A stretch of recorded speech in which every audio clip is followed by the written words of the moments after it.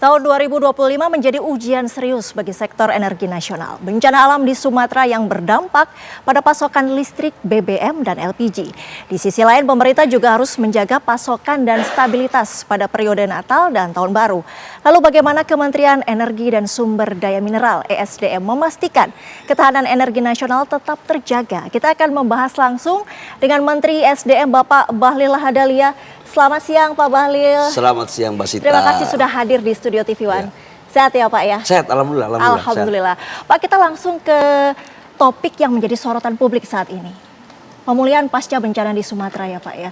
Kita tahu pemerintah mengerahkan seluruh potensi untuk memulihkan sektor energi. Apa dampak paling krusial yang Bapak temui saat melakukan peninjauan langsung ke lokasi bencana kala itu Pak? Memang yang pertama Mbak, kalau kita berbicara tentang bencana, ini sangat luar biasa memang dampaknya, terutama di wilayah Aceh, Sumbar, sama Sumatera Utara. Pada hari Senin setelah Pak Presiden melakukan kunjungan, kemudian kami diperintahkan oleh Bapak Presiden, menteri-menteri teknis untuk segera melakukan langkah-langkah komprehensif dalam rangka mengatasi bencana. Apa yang terjadi? Itu infrastrukturnya itu untuk di Aceh, di beberapa tempat itu jalan semua putus. Sampai kemudian ada Sutet yang punya PLN, itu towernya itu jatuh. Karena apa? Karena kalinya yang tadinya lebarnya cuma 150 meter, itu bisa menjadi 500 meter bahkan ada sekilo. Jadi itu terhanyut semuanya. Sementara itu adalah jaringan yang menghubungkan antara Banda Aceh, kemudian Birem dan Arun. Itu untuk di Aceh. Kemudian untuk di daerah Sumatera Utara, itu pun banyak tiang-tiang listrik tegangan rendah yang jatuh. Dan kemudian di Sumatera Barat, itu di Agam. Itu hancur semuanya. Maka apa yang kita lakukan? Yang pertama adalah kita harus menyelesaikan dulu pembangunan infrastrukturnya. Dan power tower itu nggak bisa diangkut pakai darat. Jadi jaraknya cuma 1,7 kilo, tapi nggak bisa kita angkut pakai darat. Karena nggak ada jalan yang tembus. Maka apa yang terjadi? Kita angkut pakai helikopter. Jadi memang tantangannya luar biasa. Begitu setelah kita bangun jaringannya, kemudian backbone untuk wilayah Sumatera bisa berjalan, tapi kan belum bisa terairi juga sampai di tingkat konsumen. Terutama di 4 kabupaten ya, betul. Di Tamiang, kemudian di beberapa kabupaten lain yang jalan putus itu. Nah ini memang harus ada cara-cara yang berbeda Mbak. Di saat bersamaan masih banyak rumah yang terairi dengan air. Nah itulah kemudian kita dengan PLN, terutama untuk listrik, kita melakukan kerja totalitas 24 jam itu karena kerja. Untuk mengangkut 35 ton itu butuh helikopter 5 setiap hari. Di saat bersamaan dari Birem itu kita mengangkat ke lokasi, itu afturnya nggak ada. Afturnya jadi helikopter terus kembali ke Banda Aceh lagi gitu loh. Jadi memang luar biasa ya Pak. Tantangannya luar biasa. Itu kalau dari sektor listrik. Tapi alhamdulillah sekarang untuk di Sumatera Utara, di Sumbar, itu sudah alhamdulillah jauh lebih cepat pemulihannya ketimbang di Aceh. Nah di Aceh di tegangan tinggi semua udah nyala. Tetapi di tegangan rendah, itu belum bisa. Masih ada 35.000 rumah yang belum terairi dengan listrik. Masih ada sekitar 200 desa lebih. Nah sekarang kita bikin bagaimana caranya, perintah Bapak Presiden, harus semua bagaimana bisa mendapatkan fasilitas listrik. Maka kita pakai genset. Karena kalau pakai tegangan tinggi, bukannya kita membantu rakyat, jadinya bisa jadi musibah baru. Kan beberapa pegawai PLN yang kena strom pada saat proses pembangunan infrastrukturnya. Nah sekarang kita sudah kirim sekitar genset kurang lebih sekitar 1.000 genset untuk tangani saudara-saudara kita, termasuk yang di tenda-tenda. Ini tahap pertama, lagi sekarang kita jalanin. Kemudian kompor gas kita kirim juga ada 3.000. Nah itu untuk listrik. Kemudian minyak, BBM. Ini juga tantangannya besar sekali. Biasanya kita pakai darat untuk LPG, sekarang harus pakai kapal laut. Kemudian jalan-jalan Kalau selama infrastruktur dasarnya belum bisa dilalui, gimana kami bisa kirim BBM? Tahu nggak apa yang terjadi? Kami pakai helikopter, pakai pesawat, dirakit, pakai rakit angkut, ada yang pakai motor. Jadi semuanya kita lakukan. Nah, insya Allah berlahan-lahan ini sudah mulai pemulihan. Saya sendiri berapa kali? 3 kali atau 4 kali lah ke lokasi, ngecek, dan saya turun langsung, ngecek langsung. Jadi tidak seindah apa yang, mohon maaf, saudara-saudara kita bayangkan kalau yang tidak turun ke lapangan. Ya kadang-kadang kita pemerintah melihat orang komentar A, B, C, D, mungkin karena nggak ngelihat langsung ya. Tapi ya sudahlah, itu bagian dari sebuah tanggung jawab pemerintah untuk bagaimana bisa menyelesaikan persoalan-persoalan mendasar di tengah-tengah masyarakat. Nah sekarang prosesnya beransur-ansur udah mulai membaik. Sekalipun 100% di wilayah Aceh itu belum. Masih ada 200 desa lebih. 220-an desa lebih. Dan masih ada sekitar 30.000 rumah yang belum listriknya bisa masuk. Mudah-mudahan dengan genset yang masuk bisa kita selesaikan berlahan-lahan. Pekerjaan rumahnya cukup berat sekali ya Pak ya. Untuk pemulihan infrastruktur mungkin bisa diceritakan lebih detail Pak. Tadi bercerita. Kalau infrastruktur, jalan terutama ya, jalan, jembatan, itu Kementerian PU lah yang bisa menjelaskan secara detailnya. Tapi kami dari sisi energi, nggak akan bisa kita melakukan pasokan normal seperti semula kalau infrastrukturnya belum selesai. Udah pasti. Jadi sekarang ini adalah bagaimana caranya kita memaksimalkan seluruh potensi yang ada. Jalan tikus pun kita lewati. Yang penting bisa sampai gitu. Jadi kalau saudara-saudara kita, contoh di Tamiang, ada 7 pompa bensin. Dari 7 pompa bensin itu yang sudah aktif sekarang 5. Sisanya belum bisa karena masih tergenang. Tapi saya meminta kemarin kepada Pertamina waktu saya rapat dengan Pak Simon untuk segera buka pelayanannya 24 jam. Jadi itu jadi apa ya, ide-ide kreatif yang muncul itu ketika kita di lapangan. Kalau nggak di lapangan kita nggak bisa tahu. Tadi Bapak juga sempat menyatakan akan berkoordinasi atau sudah berkoordinasi dengan jajaran SDM, dengan PLN, Pertamina di lapangan gitu kan. Seberapa penting sih Pak peran pimpinan turun langsung untuk mengambil keputusan cepat di sektor pemulihan energi ini Pak di wilayah bencana? Saya diajarkan di organisasi, setiap ada masalah itu pemimpin harus turun. Karena begitu dalam kondisi bencana seperti yang terjadi ini, kalau pemimpin tidak turun di lapangan, dia tidak tahu apa yang masalah di lapangan. Kalau kita tidak tahu, bisa aja keputusan kita keliru. Jadi menurut saya adalah memang harus kita ada di lapangan. Beberapa kali saya turun ke lapangan, memutuskan hal-hal di lapangan semuanya. Karena antara apa yang dilaporkan oleh bawahan, belum tentu sama dengan di lapangan. Dan saya lakukan rapat itu di pinggir kali. Di tenda-tenda itu, kita memutuskan cepat untuk melakukan. Jadi menurut saya, leadership itu justru ada ketika di lapangan. Iya betul. Nggak boleh nggak, harus turun. Bahwa ada masyarakat yang mohon maaf punya harapan lebih, ada kekecewaan, ya wajar lah. Saya kan pernah juga Pak menjadi seorang anak yang kena bencana. Tahun 88 saya itu kena bencana. Jadi pernah merasakan gitu loh. Ibu nggak ketemu dengan anaknya, ayah nggak ketemu dengan keluarga, dengan istrinya. Saya pernah merasakan itu gitu loh. Jadi ya saya melakukan itu betul-betul atas dasar hati yang dalam karena pernah menjadi korban kan. Saya pernah menjadi korban gunung meletus soalnya. Berempati juga ya Pak ya dengan para korban Harus. ini ya. Waduh Mbak, itu kalau kita ke sana lihat saudara-saudara kita yang di tenda-tenda belum ada listrik, ya kita ya harus kita lakukan sesuatu yang maksimal lah. Mudah-mudahan dengan apa yang kita lakukan terus-menerus atas arahan Bapak Presiden bisa segera pulih urusan bencana.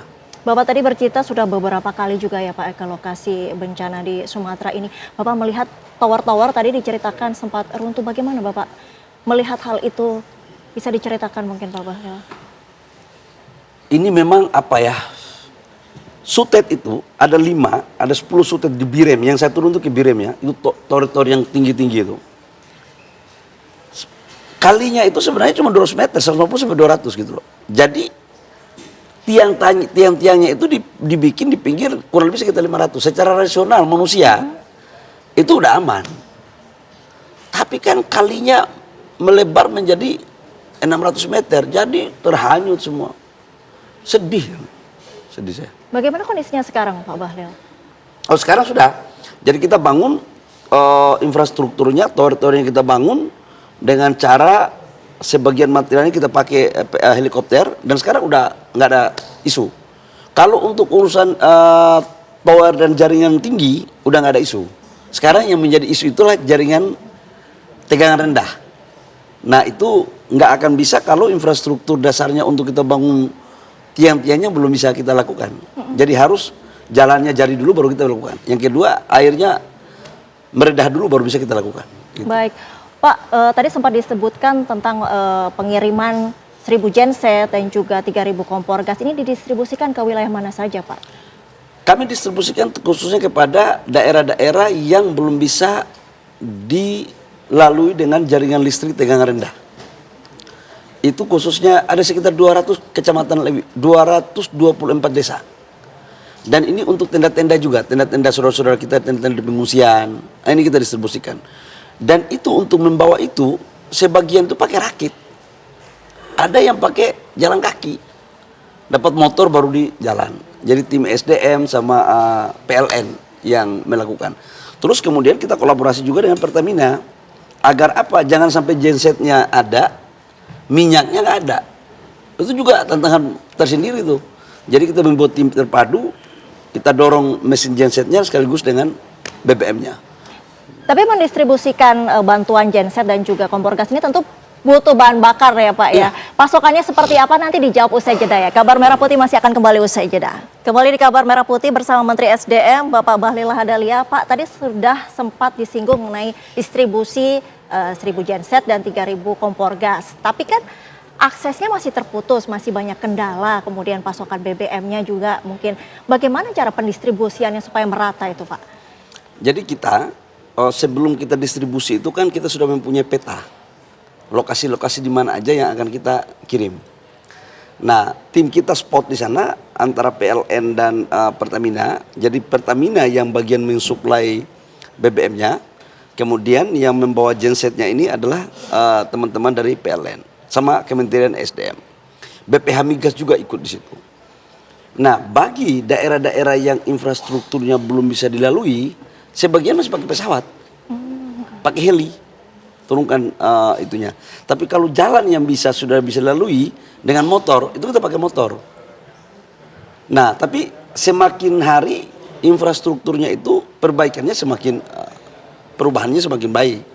Tapi memang harus diakui bahwa masih ada beberapa daerah-daerah yang memang belum bisa kita terobos. Masih ada beberapa daerah-daerah harus diakui itu. Nah sekarang tugas kita adalah bagaimana membangun infrastrukturnya cepat.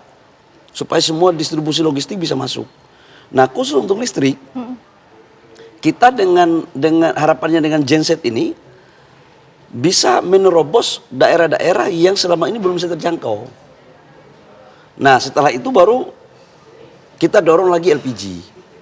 Karena di daerah yang masih terisolir itu, bagi saya di sektor energi itu sesuatu yang penting. Karena itu membangun cahaya harapan. Supaya ada tanda-tanda membuat orang itu semangat gitu. Bayangkan kalau di tenda nggak ada listrik, gelap.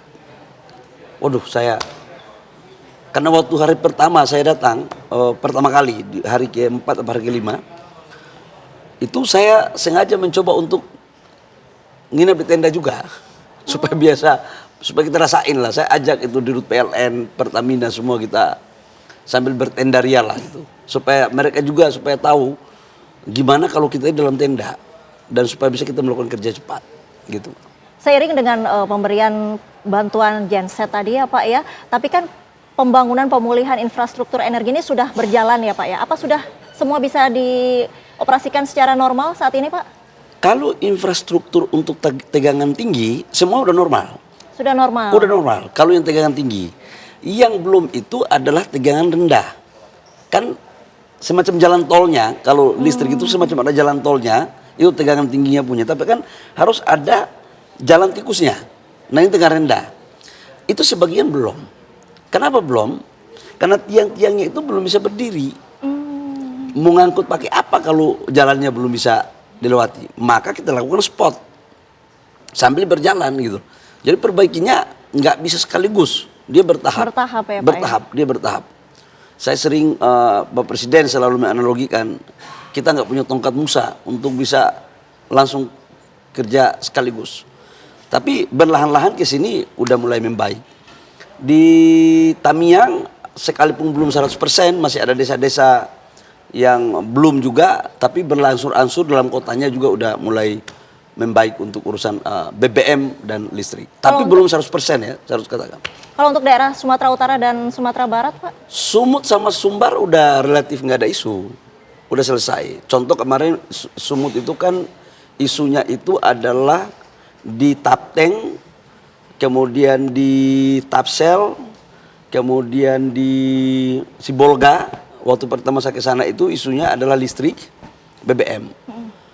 Satu hari saya ke sana langsung alhamdulillah kita kerja memutuskan semuanya dengan bupati dan gubernur di sana paralel dan sudah berjalan dengan baik. Sekalipun memang LPG-nya yang tadinya dibawa dari Dumai itu kita putar ambil dari Padang.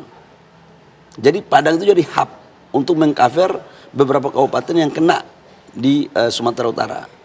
Nias itu tadinya kita ambil juga dari Dumai. Sekarang kita semua dropping di Sibolga baru dropping ke Tapteng sama Nias. Pakai kapal semua Mbak. Tadinya darat, tapi sekarang pakai kapal. Jadi semua alternatif yang bisa kita lakukan dalam rangka percepatan untuk memastikan ketersediaan sektor energi kepada masyarakat itu kita lakukan. Baik, tapi selain pekerjaan rumah soal pemulihan pasca bencana tadi ya Pak, SDM ini juga dihadapkan pada periode Natal dan Tahun Baru. Kita tahu konsumsi energi tentu meningkat. Bagaimana menjaga agar pemulihan bencana di Sumatera ini tidak mengganggu ketahanan energi nasional secara keseluruhan, Pak Bahlil? Memang ini mungkin nasib saya ya, jadi menteri ESDM di tahun pertama menghadapi Nataru dan kemudian bencana. Ini di luar kelaziman. Dan disinilah kita diuji panggilan Ibu Pertiwi untuk ujiannya cukup besar ya, waduh, ujiannya cukup luar biasa. Nah, saya ingin menjelaskan bahwa alhamdulillah begitu bencana kemudian saya membentuk tim. Ada Satgas Nataru juga. Satgas Nataru ini untuk memastikan dalam rangka pelayanan sektor energi kepada saudara-saudara kita yang menjalankan Natal dan persiapan Tahun Baru. Alhamdulillah untuk energi kita stok nasional itu di atas minimum cadangan kita. Jadi rata-rata di atas 20 hari. Baik solar, bensin, RON 90, 92, 95 maupun 98 untuk bensin. Jadi relatif aman, jadi nggak perlu ada kekhawatiran. Kemudian LPG kita kapasitas cadangannya di atas 25 hari. Kemudian distribusinya juga kita betul-betul jaga kapal apa kan kita rapat terus. Nah tim ini di Satgas Nataru itu berbeda dengan tim yang ada di Sumatera. Saya kemarin ke Pelumpang ya di Priok, sampai malam kita cek. Tim saya turun semua. Jadi kami semua di SDM ini nggak ada liburan, nggak ada libur. Kami semua, saya sendiri turun. Wamen, Dirjen, kemudian teman-teman direksi dari Pertamina, PLN. Jadi alhamdulillah baik secara listrik maupun dari sisi BBM untuk Natal dan Tahun Baru, insya Allah aman. Hal yang kita harus antisipasi lagi adalah ketika terjadi cuaca buruk, khususnya transportasi laut. Ini juga kita sudah antisipasi, khususnya di wilayah Sulawesi, Kalimantan, Maluku, Papua, karena wilayah timur itu kan hubnya ada di Maluku. Jadi di situ yang kita dorong. Dan untuk urusan listrik pun kita siaga semuanya. Jadi insya Allah lah atas arahan Bapak Presiden menyampaikan bahwa harus memastikan menjelang Natal dan Tahun Baru nggak boleh ada sesuatu yang terjadi yang tidak kita antisipasi. Harus semuanya memberikan pelayanan yang terbaik untuk rakyat. Yang berikut menyangkut dengan arus balik. Ini kan kalau Natal aja ini kan 2 shift. Orang Natal dulu sebelum tanggal 25 dan kemudian liburan Tahun Baru. Nah tapi kalau pada saat arus balik kan nggak ada shift-shiftan. Tanggal 3, tanggal 4 itu pasti balik orang semua. Udah balik semua kan gitu. Nah ini saya harus memberikan apresiasi kepada tim Satgas yang kami bentuk, Satgas di sektor SDM. Itu pun kalau jalannya katakanlah macet, dari Pertamina itu sudah menyiapkan motor pengangkut BBM. Oh, di Jadi wilayah? di semua di wilayah Jabodetabek ini semua ada, khususnya Jabodetabek ya. Jadi katakanlah kalau ada di tol itu macet, antrian panjang, kemudian BBM-nya habis tiba-tiba, itu langsung diantar.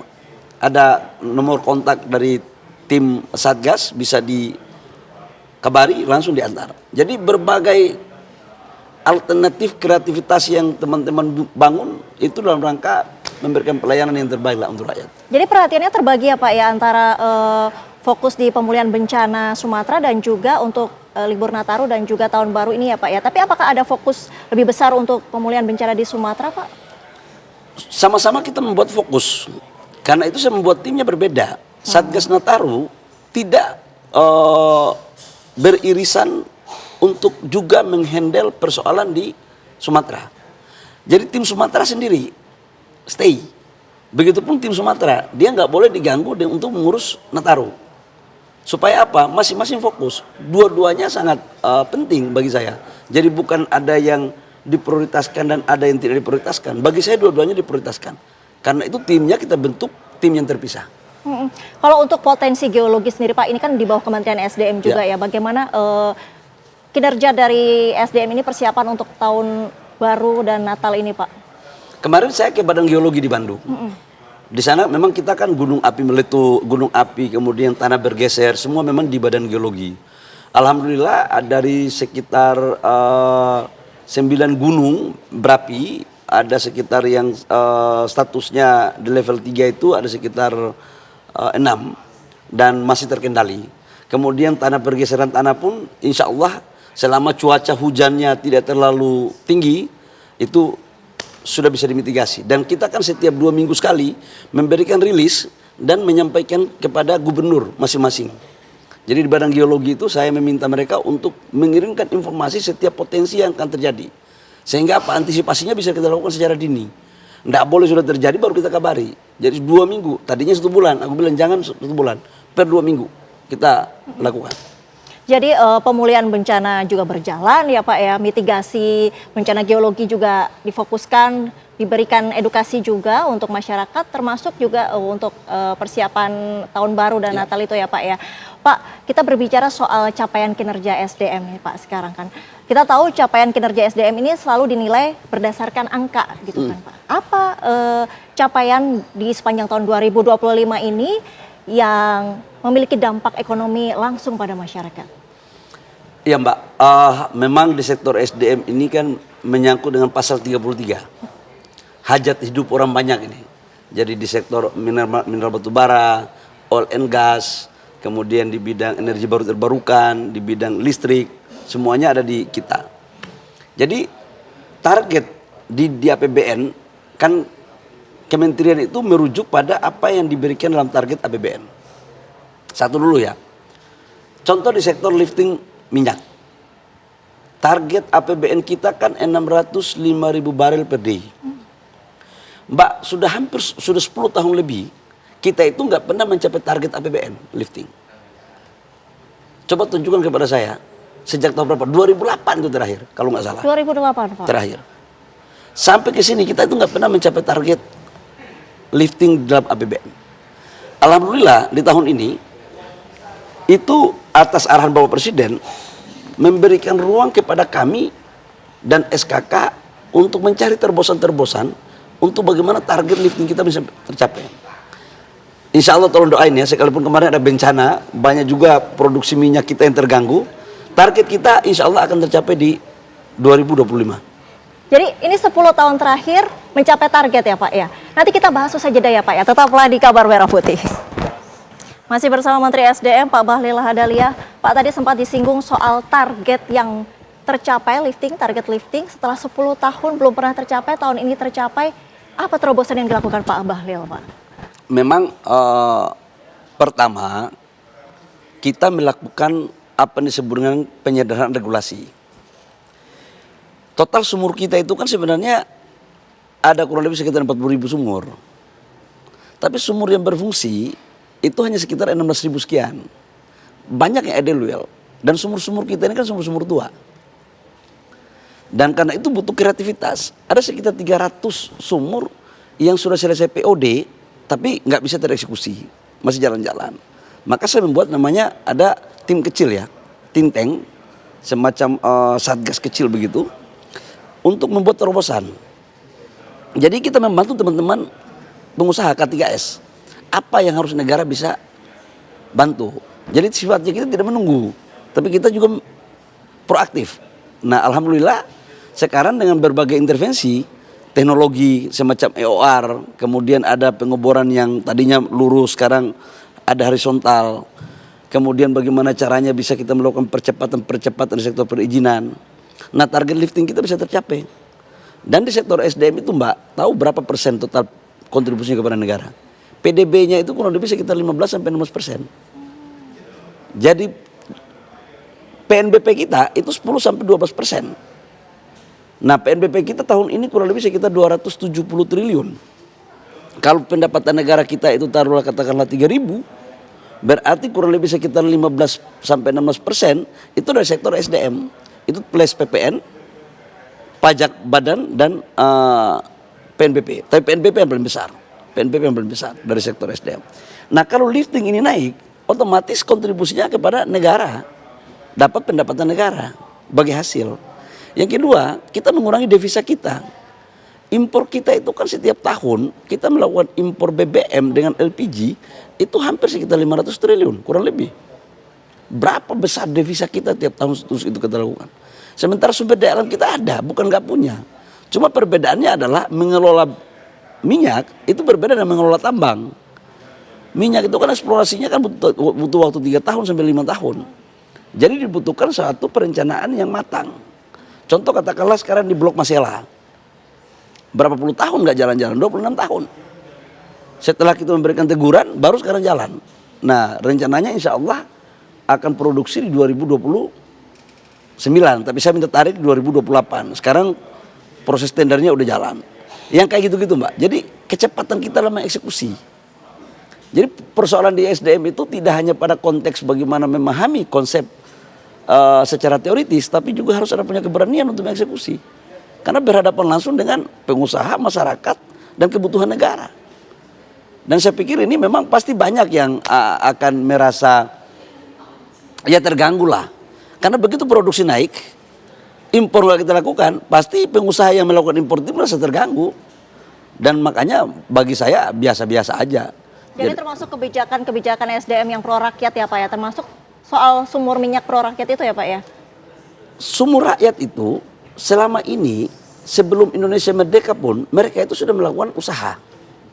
Tapi kan tidak ada aturan yang melindungi mereka. Tidak ada aturan yang dijadikan sebagai dasar untuk mereka mempunyai legalitas. Maka apa yang terjadi? Atas izin Bapak Presiden, kita memberikan legalitas.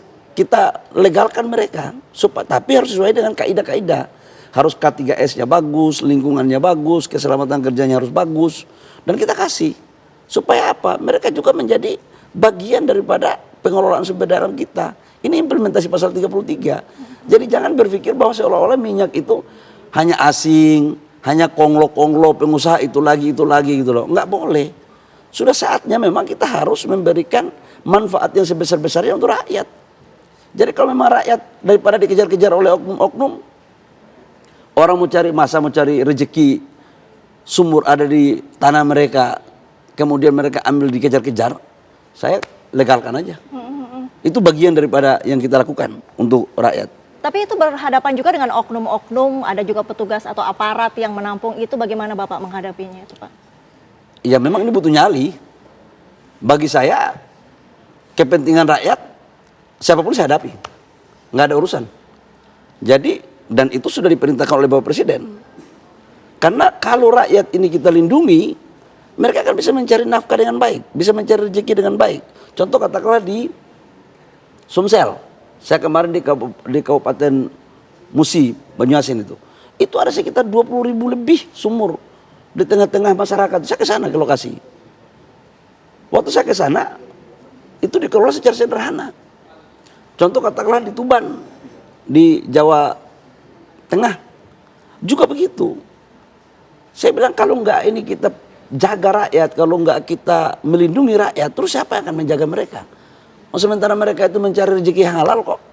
Bahwa kemudian ada yang mencoba untuk menghalangi atau ada cara-cara yang dulu biar lakukan untuk ya istilahnya apa ya, harus ada jatah preman lah.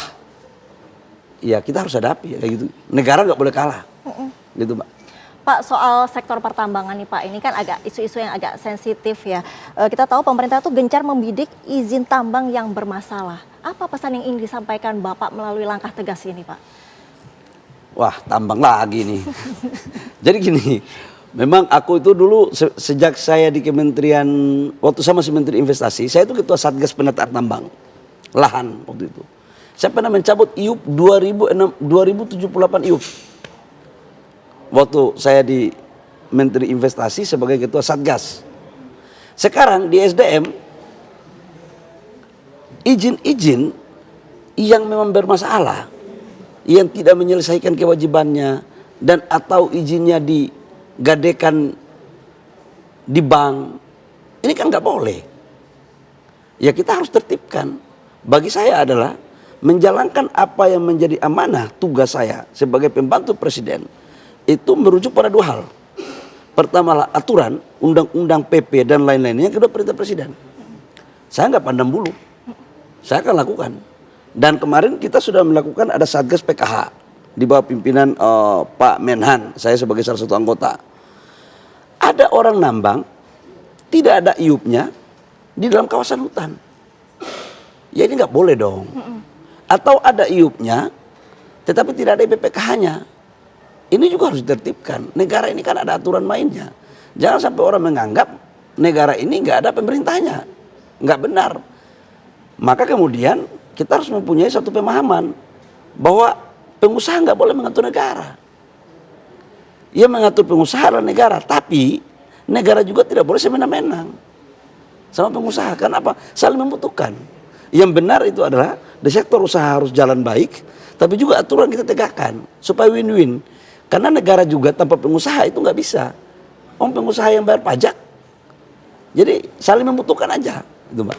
Siap berhadapan dengan mafia tambang berarti Pak ya? Nggak ada masalah. Memang kerjaan kita begitu, harus menghadapi semuanya. Siapa yang bertabrak, siapa yang melawan atau melanggar hukum, melanggar aturan, maka saya sebagai pembantu presiden menegakkan aturan. Siapa saja, tidak hanya oknum A, oknum B, siapa saja. Dan negara harus punya wibawa, nggak boleh negara kalah. Ini yang dalam bahasanya Pak Presiden Prabowo itu adalah negara itu butuh survival. Nggak boleh ada kelompok-kelompok deep state, nggak boleh. Yang mengatur.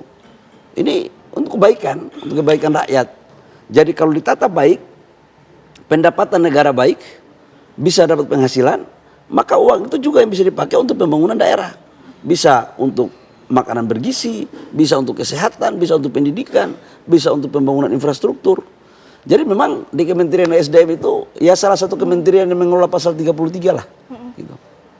Yang tidak kalah penting itu bagaimana menyeimbangkan antara investasi sektor pertambangan tapi juga menjaga kelestarian lingkungan termasuk masyarakat di sekitar pertambangan itu Pak. Saya setuju Mbak. Jadi sekarang begini, makanya pengelolaan tambang ke depan itu pengelolaan tambang yang betul-betul memperhatikan lingkungan. Dan kita tidak boleh berpikir bahwa seolah-olah tambang ini harus selesai sekarang. Makanya sekarang di dalam RKAB kita memangkas produksi. Batu bara itu dibuat RKAB-nya sampai 1 miliar ton. Harganya lagi anjlok sekarang. Kita lagi memangkas dengan harga yang rasional. Maunya kita itu adalah pengelolaan tambang secara maksimal boleh, tetapi lingkungan juga harus kita jaga. Nggak boleh hanya sembraut. Tetapi di aspek yang lain kita juga pikir dengan harga yang baik. Kalau harga yang baik, pengusahanya bisa dapat untung bagus, negara juga bisa mendapat royalti dan pajak yang baik. Nah ini yang kita lagi tata sekarang. Dan sekarang untuk 2025 belum ada izin baru yang kita keluarkan. Yang ada cuma hanya perpanjangan, kemudian izin IUP eksplorasi ke produksi, dan di undang-undang minerba yang baru yang sudah ada, itu betul-betul negara hadir untuk mengontrol. Jadi jangan sampai IUP ini dijadikan sebagai bahan bancakan. bagi oknum-oknum tertentu. Dan harus dimaknai bahwa aset tambang itu punya negara. Pengusaha itu mendapat izin untuk mengelolanya.